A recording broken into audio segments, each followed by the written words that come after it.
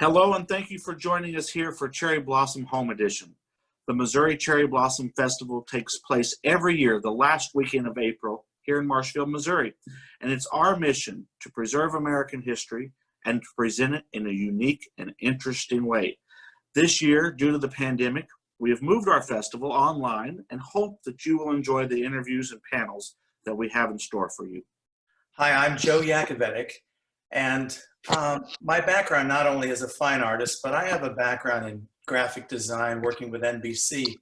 And ironically, I worked on the same show that our guest today, Michael Westmore, worked on as well, the Sanford and Son show. But before we get into our interview, I want to mention that producer A.C. Lyles of Paramount Pictures once said, "At one time, there were as many Westmores as there were major studios in Hollywood. The historic achievements of Westmore started with George, a makeup genius and pioneer who founded the Westmore dynasty." So I'd like to introduce you to his grandson, Michael Westmore, Academy Award winner and Grammy winner, Emmy winner, and probably lots of other things as well in there. So Michael, welcome to our day here for the Cherry Blossom Festival. Thank you. I'm glad to be here. Could you briefly tell us about your grandfather and your uncles? Well, the family goes so far back. It actually goes back into the 1800s, where my grandfather was a wig maker, and he was Winston Churchill's barber in 1900 when the Boer War was going on. And over a period of time, he in making the wigs, and these wigs that he was doing in England were for the barristers in the court. And he decided he wanted to come to America. And so, well, first he went to Canada, stopped in Canada, and went down the whole East Coast, opened a shop in New York, and came back around through New Orleans into California. Along the way, from England to California, my grandmother had 18 children, of which only 6 survived.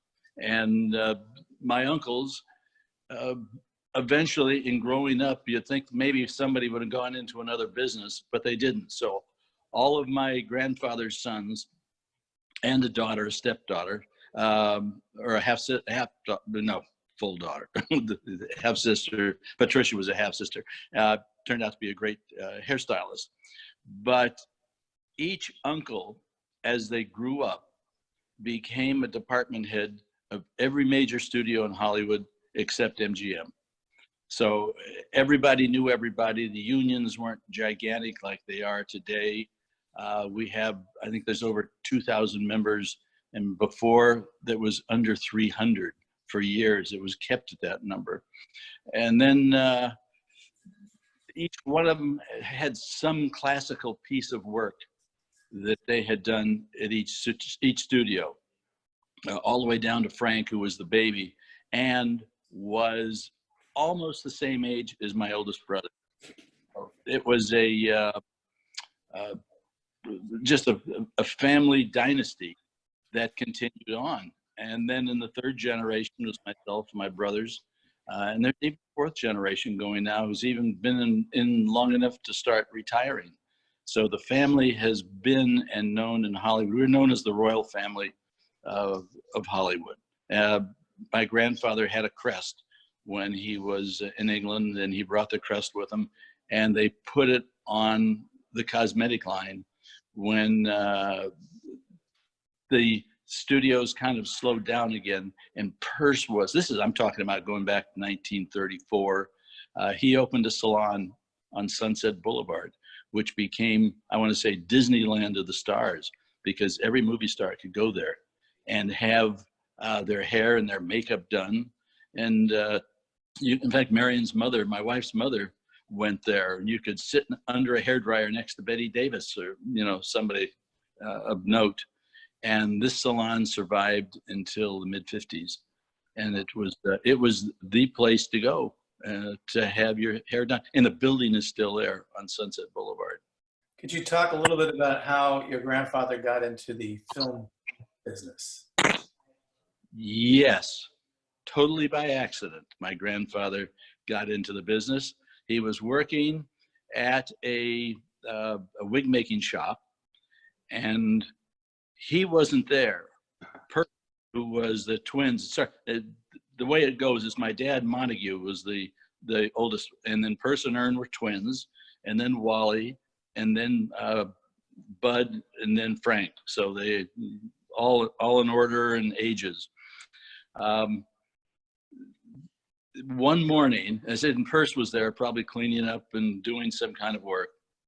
An actor came running into the studio, their hair studio, saying, you know, what am I going to do? He had accidentally shaved off half of his mustache. My dog Daisy is right here. Okay. I see that happening with this coronavirus everywhere. Their animals show up. So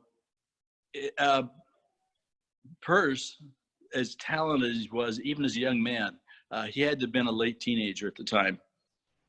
He literally tied the other half, matching the real half. Now, this would have been disastrous because the picture would have been held up and everything. So he tied it. They went back to the studios. The family got actually hair contracts after that. That actor was Adolphe Menjou, a very well-known old-time silent star, and they were doing the original Three Musketeers. So you can imagine two musketeers with mustaches and one with a half. But no, it didn't happen. But that actually launched the family into the studios. My grandfather also was thinking about makeup because they realized that the actors were making up themselves like they do on stage today. But when you're doing film and you really needed continuity from day to day, that somebody had to be responsible for the continuity, because you could actually see in some of the old silent films how the makeup may change, get darker, get lighter, and it's not the film, it's the makeup that the actors are putting on, or a mustache getting cockeyed or whatever. So anyways, it was the beginning of organizing the makeup union, where they pulled into it. Of course, nobody came in and said, I want to be a makeup artist. You found that actors were there, morticians, clowns, actors that really were more interested in makeup, you know, like somebody like Lon Chaney, than acting. So this group was put together, and they became the first unofficial organization, of which eventually grew into the union that we have today. So you mentioned your dad. Why don't you tell us a little bit about him and his legacy with you? All right. My father, Montague Sr., was the oldest brother. And interesting enough, going backwards now a little bit, before he really got into the star that he was, makeup artist, he was a waiter in a restaurant where all the Hollywood people came to socialize and to eat. And he ran into Rudolph Valentino. He was serving him, and they literally hit it off. And my dad became Rudolph Valentino's valet. Valentino had a boat, and my dad drove his boat, and literally took care of him, slicked his hair down with that, created that look that Valentino had. And probably the only thing that would have stopped their meteoric rise was when Valentino passed away. But my dad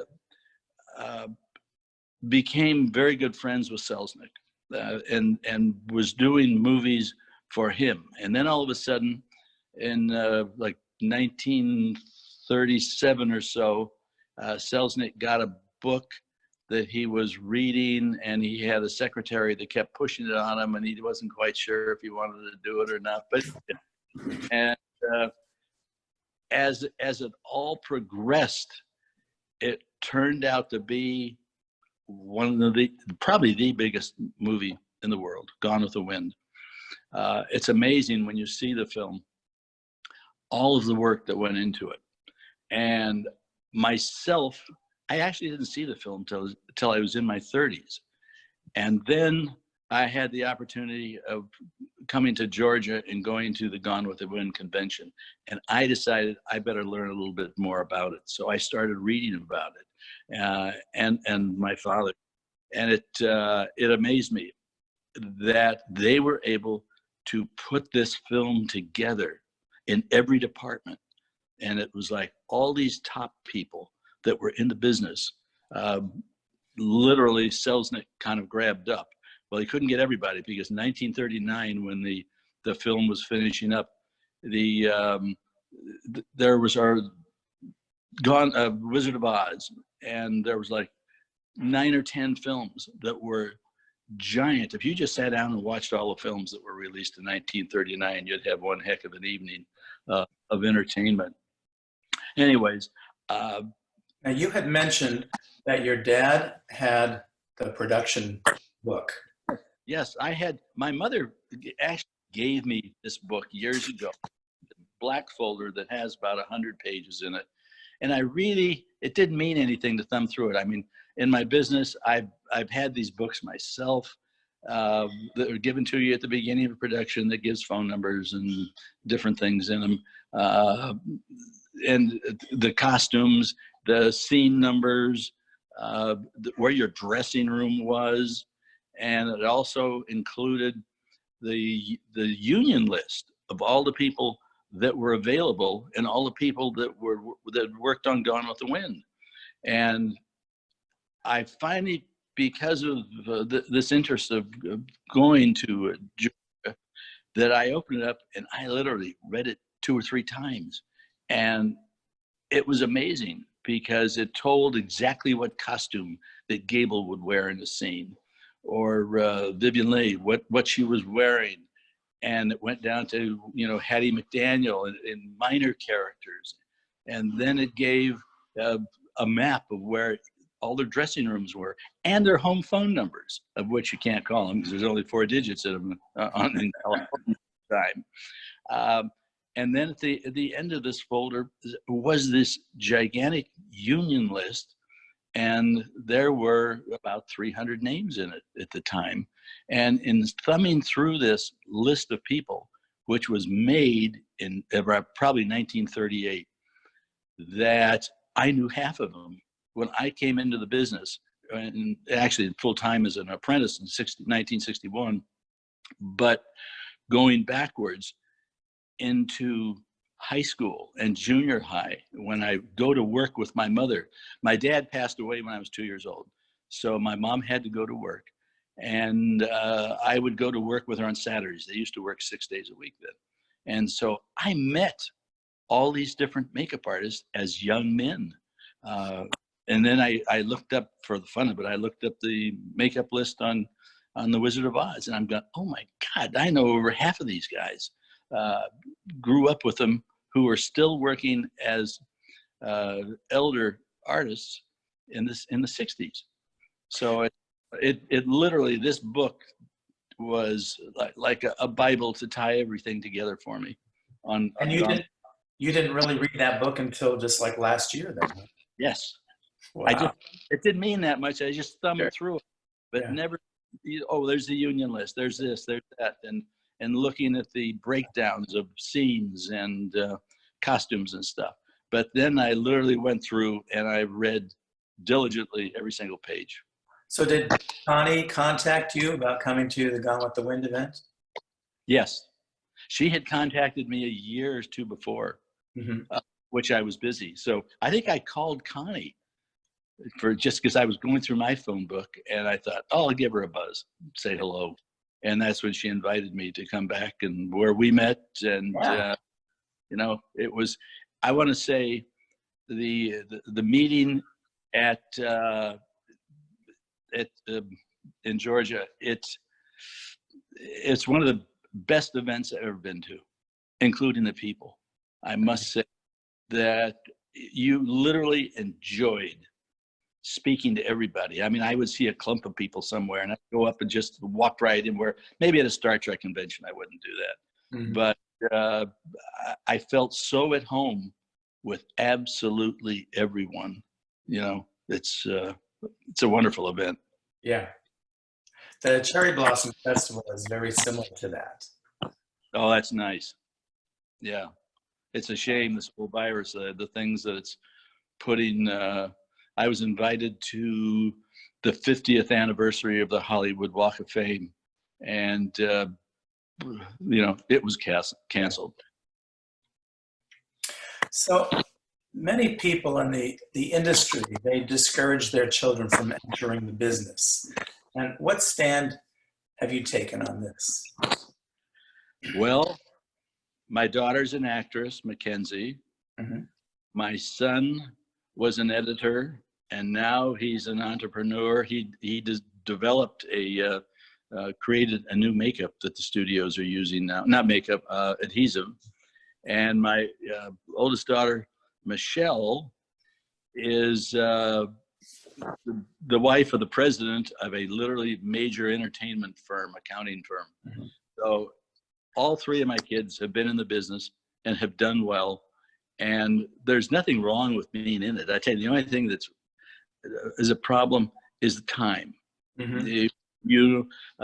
Michael actually worked all night. They used to edit at night a lot. And Michelle, it's not so bad. It's kind of like normal hours until it gets around tax time. When you're on my end of it in makeup, or you're actually on a film crew, your hours aren't your own. Right. On Star Trek, I would start at 4 o'clock in the morning. Now that's not getting up. I'd have to get up and get to work. And in the early days, I would be there till maybe 10 o'clock at night. So they were long, long days. And it does, I would say, hurt your family life a bit, because when you get home, the kids are either in bed, or you kiss them goodnight and they go to bed. And come the weekend, you're exhausted. They're long, long hours. Now, if you get onto a half-hour sitcom where all you're doing is putting on a little foundation, lipstick, and mascara, it goes much quicker, unless you're working with Elizabeth Taylor. And, and it's not because of makeup, but it's funny, because when I was with her, it's like all of a sudden Sammy Davis Jr. would stop by, and of course they're waiting for her on the set. She didn't care. She's gonna sit down, talk for an hour. They'd be knocking on the door, and I'd say, "She's just a minute, and she'll be there." You know, now she'd come to the set when she wanted to. But she's probably one of the nicest ladies I ever worked with. I even dressed up to go to work with her. Normally, a lot of the work I've done has been special things like Star Trek. And it didn't pay to wear good clothes, because I was going to get rubber on them and grease and makeup and everything else. But with Elizabeth, I would, nice slacks and a sweater, and didn't have to carry a big makeup case. I would just take and have a little teeny bag that had her lipstick in it. And that was about all. And maybe a little bit of blush or something. Gorgeous gal to begin with. And she's a woman that if you saw her with no makeup on, you would recognize her instantly, which so many times actresses with no makeup on, unlike the men that are instantly recognized, could walk down the streets at the studio when the tour buses would go by. Nobody would even turn around and look, because they didn't look. When she was a child and working on Jane Eyre, the little girl, the director told her to go in and take the eye makeup off, and she told him she didn't have any on. Yeah. Talked about how thick her eyelashes were. Yeah. Yeah. On a similar type of thing, on Raging Bull, on our final makeup test, and I had a rubber nose on Robert for that when he was playing the boxer. And producer came up to me after we saw the first bit of the dailies, and he said, "I think you should take and cut that nose down a little bit. I think it's too long." And I held one up to the light, and you could actually see the light through it. It was that thin. So it's like, you get that all the time. People throwing suggestions in. So did your kids show an interest early on? Mackenzie did. Mackenzie showed an interest in acting, and she started in youth groups when she was very young. And for some reason, we always had to help her with math. God love her. She just the numbers didn't work out. But Marion, I mean, I'm talking about like maybe 6 years old or 5, and she would get a script and look at it, and she would have it memorized by the time she got home. She just has, but that's what's like LeVar Burton has a photographic memory, and LeVar wouldn't even on Star Trek or anything learn his lines until he sat down in the makeup chair and would go psh, psh, psh, psh, you know. And what's the next scene? I don't know. I'll look at it, you know, in between. Some performers just have that ability. I would think most of them almost have to have that ability to, you know, to learn the lines like that. Michael really wasn't into the studio part of it. He did like editing, and he took some classes. He knew how to tear the machines apart and fix them, which was a kudo for him. And then when I was on Star Trek and they were looking for editors, he got a job on Deep Space Nine and worked that for the whole season. And a lot of his shows, they never touched. He was that good, had that much understanding of putting it together to make it, you know, good for the audience, something to watch. Michelle was good with numbers. In fact, when she was little, in her closet, it was a wood door. I cut a hole into it and made a thing that looked like a banking window. And she used to play there with Monopoly money. So she always loved figures. So it worked out for her to go into accounting. Yeah. But no, they loved it. And I would say, because it paid well. The competition is much bigger now. When my children were going into the business, the competition wasn't as big, and you could work your way through certain channels. Now, I want to say the business is overrun with people that want to do it, but a lot of them aren't trained well. Is one of the big problems. And of course, now with the virus that's going on, totally shut down. Nobody is working at all right now. They've locked all the studio doors, and it's black. But no, I want to say each one of the family members and the children of other people that I know that are in the business, I don't know one that really discouraged their child from going into it. Although you hear those stories, but right. I don't know any. Well, that would be the difference between being behind the scenes and being in front of the camera. Yes. Well, called Mackenzie was in front of the camera, you know. But I tell you, the competition is huge now, much more so now. When Mackenzie got into SAG, and there was just a little over 100,000 people in the Screen Actors Guild. Now it's somewhere where 125, 130,000. You know, and you have all these people vying for jobs. Although we have more, you know, all the cable channels and stuff that are going on now are making really good movies, and they're making a lot of it. So there is more work now, but still, every one of, even the unions, there is more members available than there are jobs. How do you see the change in the makeup world with film from when you first started? In techniques and things? Yes, product and even the amount of makeup, I guess. We went through a period from, I want to say, the pancake to pan stick, which every makeup artist carried a whole line of pan stick colors in their cases. And then a few people started to go to the department stores, a few makeup artists, and started using makeup that was a little thinner. We finally went through a period where very little makeup was worn. It was like an au natural type of period we were going through. Now we're still going, not heavy. I've never gone back to the pan stick, but we've gone to the point where it's used for color.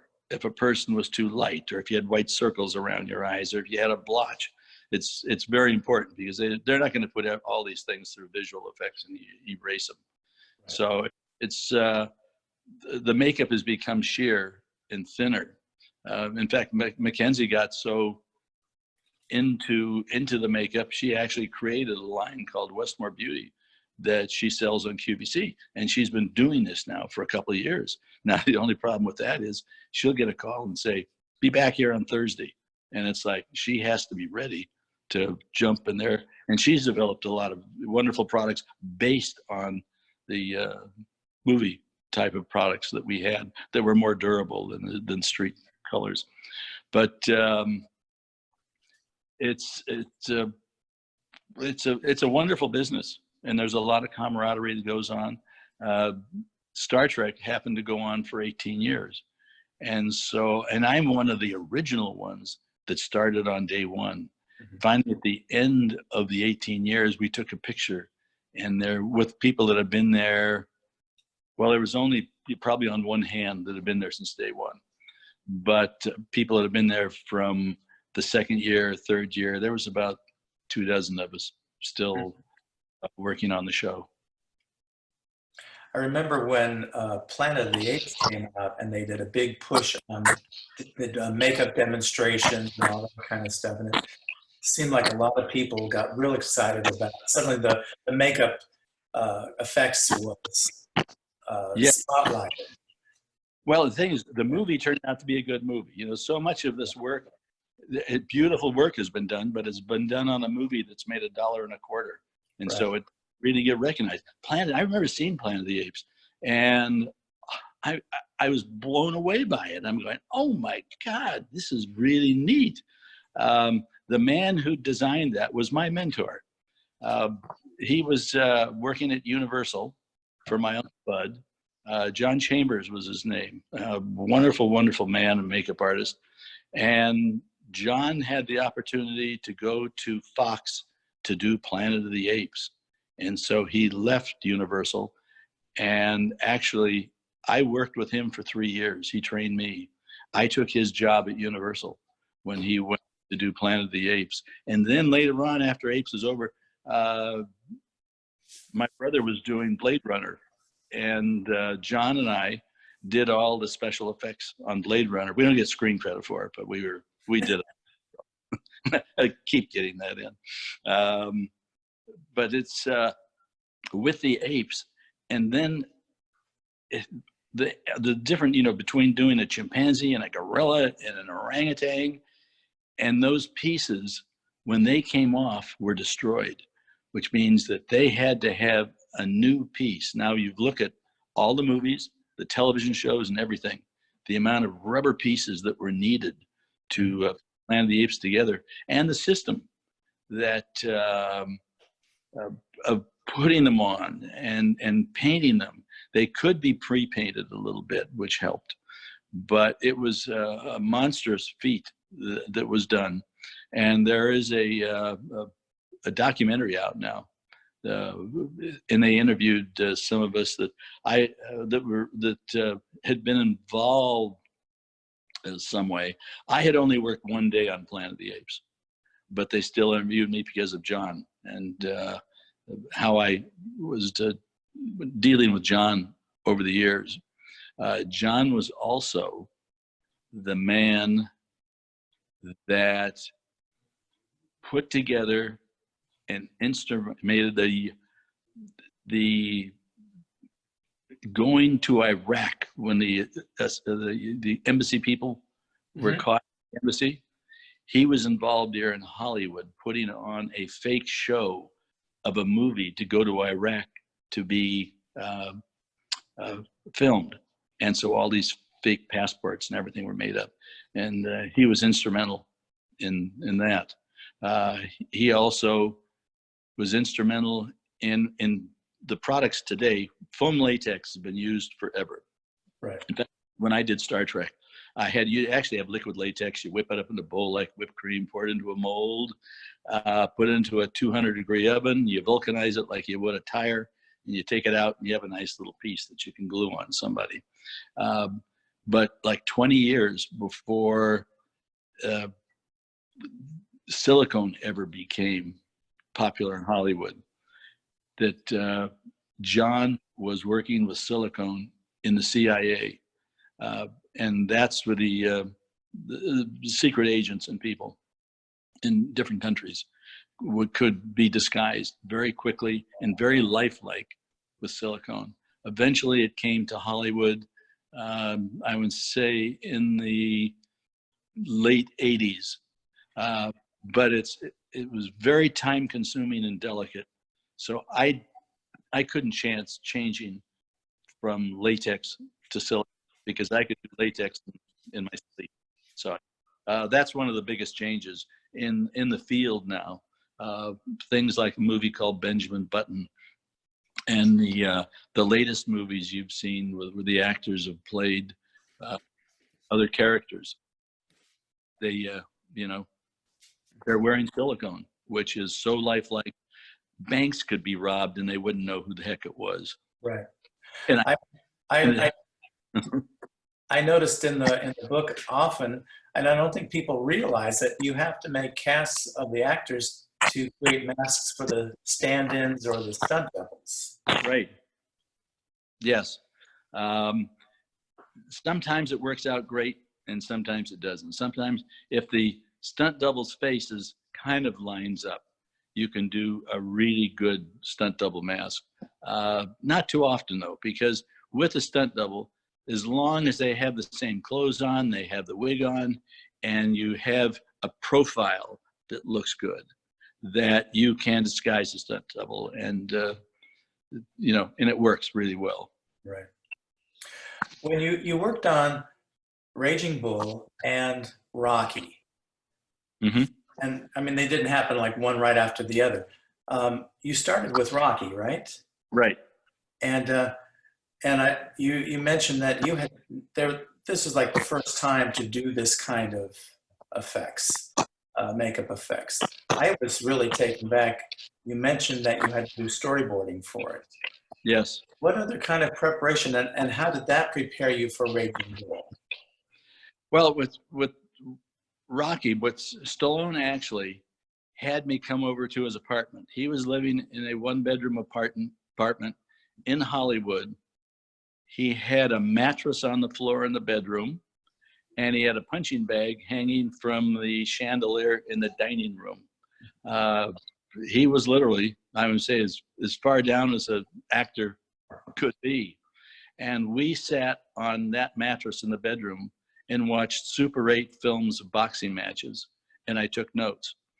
Then he got a lot of magazines that gave them to me. And then the one thing I really didn't need to do was he took me to a boxing match, and we sat close. And I don't know if I was really that interested in watching two people beat the hell out of each other. Right. But the coup de grace was one of them got slammed hard enough and blood went flying, and I got blood on me. So it was, I got enough research to really follow through. And in the fight, in the scenes there in the very end, thing is, once you get hit, you just don't come in and put a big appliance on. They have to grow, and that went 15 rounds. Right. So I had it all mapped out to where, okay, he gets hit on the right eye and there's a little thing on the cheek. And then he gets hit over here and maybe there's a little cut. Well, by round 3, this has grown, and something else has been added. So I had to do that. And I was the only makeup artist there. I didn't have any help. Did they have to show you the choreography for this fight in order to figure out where to come in and add these things? Yeah, well, in the script, it would say Rocky lands a blow to his left side of his face. Yes. So it was like in the script where the blows were going to go. So I had that to go by. And I had to do this. Of course, that was my lesson in how to. So when Raging Bull came along, I was able to take and expand on that. Mm-hmm. That's what's great about doing things over and over again, is you keep changing things and making them more intricate and better, So with Raging Bull, though, with Rocky, we're dealing in a fantasy. And Raging Bull, we were dealing with reality. So we had the pictures of all the fights when he was, Jake LaMotta was actually fighting them. And I had to go to New York to do a cast of Jake LaMotta's face and go down to the 3rd Street gym. And he goes, you know, what are you going to do to me? And I said, well, I'm going to do okay. You're not going to do that. So I said, what if I do just a small face cast? The only thing I could get off him was his nose. And then I got that much off of him, which was important because this is what really sold Jake, was that profile, that straight on. And again, beating him up. And then when he goes into the old age, so I had going through the same thing, only more extensive with Raging Bull. In fact, I got into the Motion Picture Academy from Raging Bull. Now, I'm the only person that I know of that this ever happened to, is that I came home from work around 5 o'clock and whatever I was doing. And Marion says, there's a lady on the phone that wants to talk to you. So I said, okay. So I said, hello, you know, she says, Michael, this is Faye Kanan, and I'm the president of the Motion Picture Academy. Would you like to become a member? And it's because of Raging Bull. And I had gotten so much recognition and publicity prior to the movie. And I had been up, apparently there was like 12 different things that were possible contenders for nomination. And my Raging Bull makeup was one of them. But it was the year they gave the award to Henry Fonda because he had never won one. And they spent a half hour doing a ceremony to him. Oh, so this was just a special award and not like the makeup category. You mean for Henry Fonda? Well, yeah, it was a special award, and you were in line for a special award. Oh, yes, and only 2 special awards have been given out before. One for Planet of the Apes, and one to Bill Tuttle for The Seven Faces of Dr. Lao. Wow. Now, did you work with Tuttle? He and my dad were best of friends. No, Tuttle's MGM, so I had nothing to do with him, except when we did New York, and I was with Liza and De Niro on New York. Tuttle had, MGM had closed up, Tuttle was gone, and I had his makeup room to do Liza. And I'm sitting there at his desk with my feet up on the desk, and he walks in the door. And it's like, I wanted to snap to attention. I mean, I felt so small, you know, but he was such a gentleman, great artist, unbelievable makeup artist, ran a good department. The makeup artists that actually were trained at MGM were some of the best in the business because he insisted that all his makeup apprentices go to art classes and learn how to paint and sketch. So and a lot of them still did. Most of them have passed away by now. Would you advise that to up-and-coming makeup artists, take classes and learn how to paint? Well, take classes, or there's, you know, I would say some of the best makeup artists today are ones that have good art backgrounds where they can paint and they can draw and sculpt. And so they were able to step into it, where myself, although I had a background in it, it wasn't that extensive. But spending my 3 years with John Chambers, that was like being able to sit with Rembrandt. And right. Yeah. So are there any jobs that you wish you could do over? You know, and looking back at them, I don't think I would want to do them over again because I did the best I could on every one of them coming along. Mm-hmm. And whatever I was using product-wise to do the makeup was state-of-the-art at the time. Mm-hmm. So to go backwards, no. It's just, in fact, it's because the challenges would be going forward. Now, the one places where I want to say go back, was on Star Trek, when they would bring a character back that was like an Andorian, the blue guys with the antenna. Yeah. Originally, those antennae were made out of spools of thread with no thread on them. And Freddie kind of put them all together, and they didn't do anything except come out of the head. Myself, I was told by Paramount that if they can't move, we don't want to do it. I said, we'll make a move. So I literally had fiberglass skulls made with little wires coming out, made antenna out of foam latex, sculpted them so they actually had shape to them.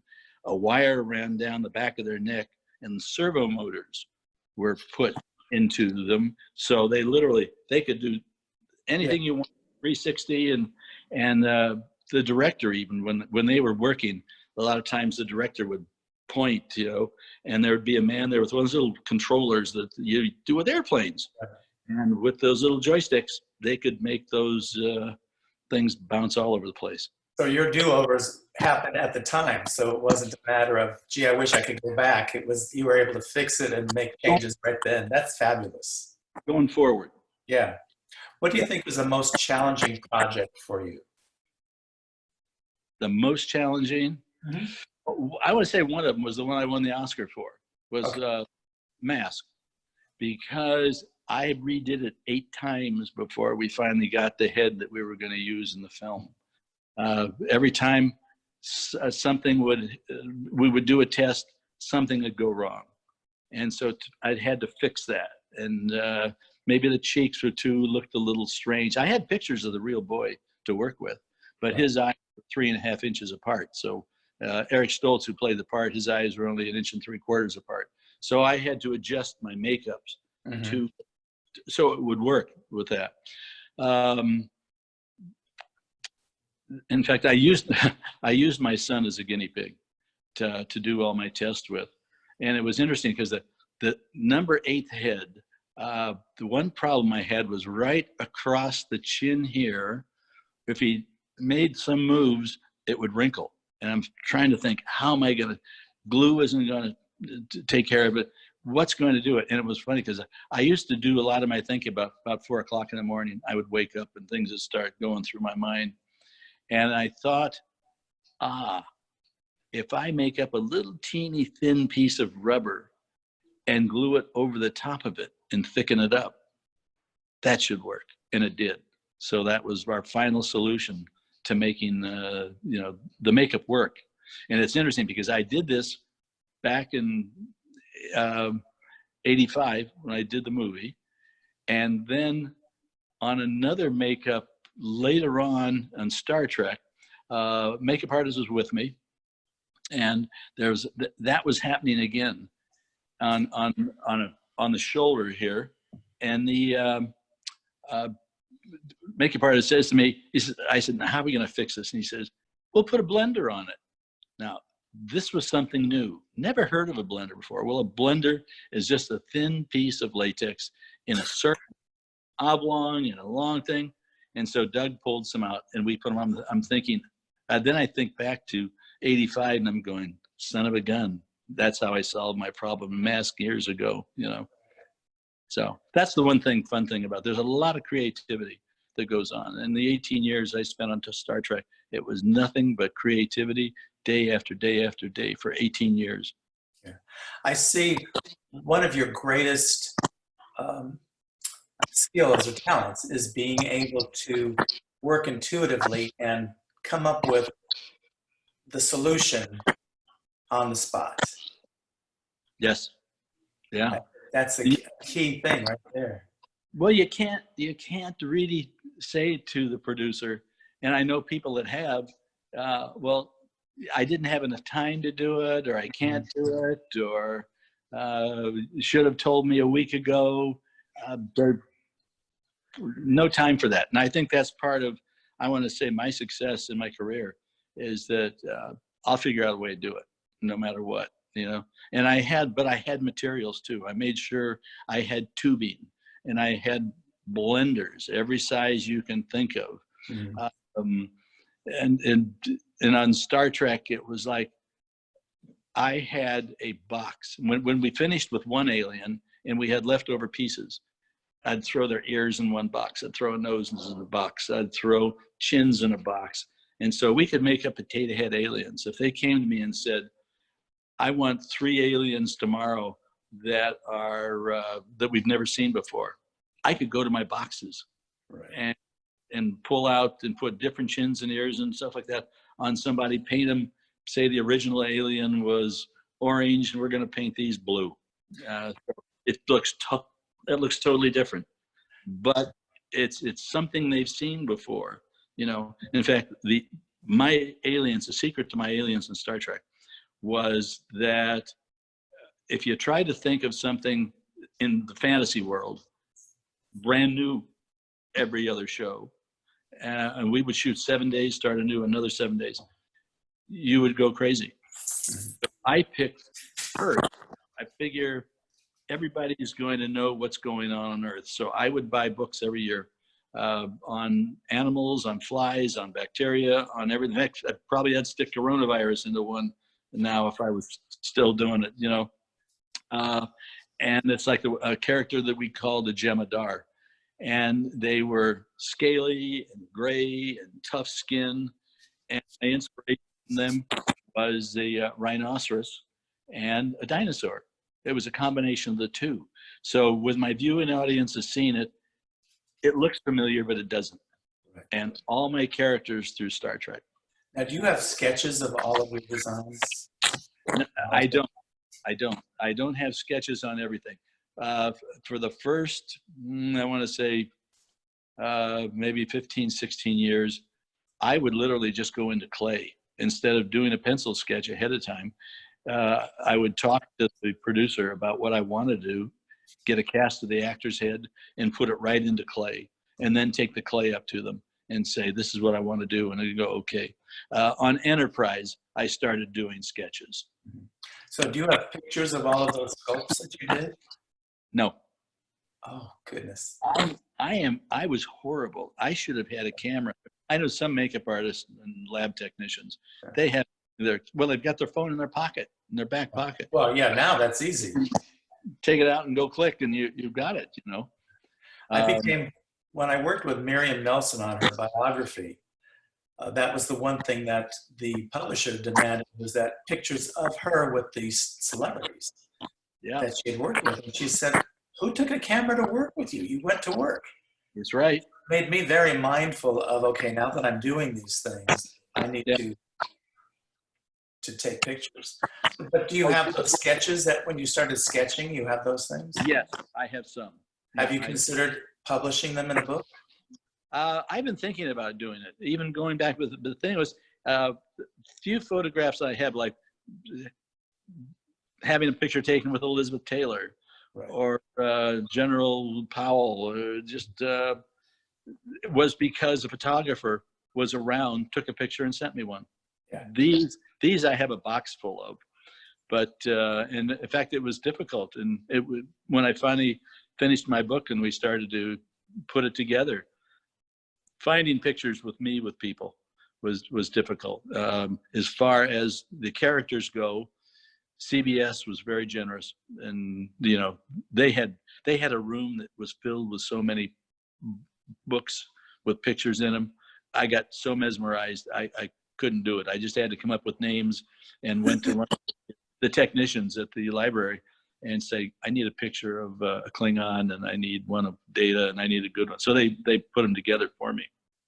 But yeah, because we had photographers come in on every single episode and shoot on the busy day when all the characters are working. They would come in and shoot them. So there are references, but with my own, I had an exhibit at the museum at the university in Santa Barbara, and I went through and found sketches that we could mount and put on the wall, and the face casts. I have still saved all the important face casts. I've got them, and it weighs a ton. I've got them in boxes. I don't know what I'm going to do with them. I figure I'd give them to UCLA or something. I don't want to sell them individually or anything. I'd like to keep it together as a collection. I have almost every face of main characters in Star Trek. And then back, never needed one of Elizabeth. I wish they had a cast of her. But Bette Midler and Stallone, De Niro, mainly men that were going through appliance makeups. Right. Well, thank you so much for taking your time and spending it with us. And I'm hoping you can make it to a live Cherry Blossom Festival in the future. It's an amazing phenomenon. Yeah, I'm looking forward to it. And I says, you know, if anybody is stuck in the house and they want to some interesting reading, my book, which is called Makeup Man, and I would suggest going to Amazon, and it's just fun reading. There it is. I have Michael's book right here. I've read it, and I felt like I was spending my my mornings visiting with him every day. So it's a great experience. I highly recommend it. And I think we have the post online so you can order it through Amazon. Great. Here we are, Michael, with his Academy Award for Mask. You want me to get out of it? No, no, no, no. That's great. When this was awarded, was it at the main ceremony or was it one of the peripheral things that they do? No, this was at the main ceremony. It was, I tell you, it was very exciting. And it weighs 8 pounds. So I'm standing here with one hand under it. And the thing is, you're so excited and the adrenaline's going so much that you wind up carrying it. You watch the people like this. Mm-hmm. And they're waving them around. So by the time you get back to your seat, which takes about an hour, you realize you don't have one arm. You know, it's a good workout. That's great. What stands out to you the most from that evening? I would say one of them would be Marion's fingernails. Because when they announced my name, we both looked at each other and screamed, and Marion had her hand on my thigh, and she went, I levitated out of the seat. But just getting up on the stage and receiving it, it's like, it's such a pleasure. And I've been nominated a number of times, and nothing's like the first time, you know, but to win is really exciting. So thank you, Michael, so much. So greatly appreciate your spending your time with us.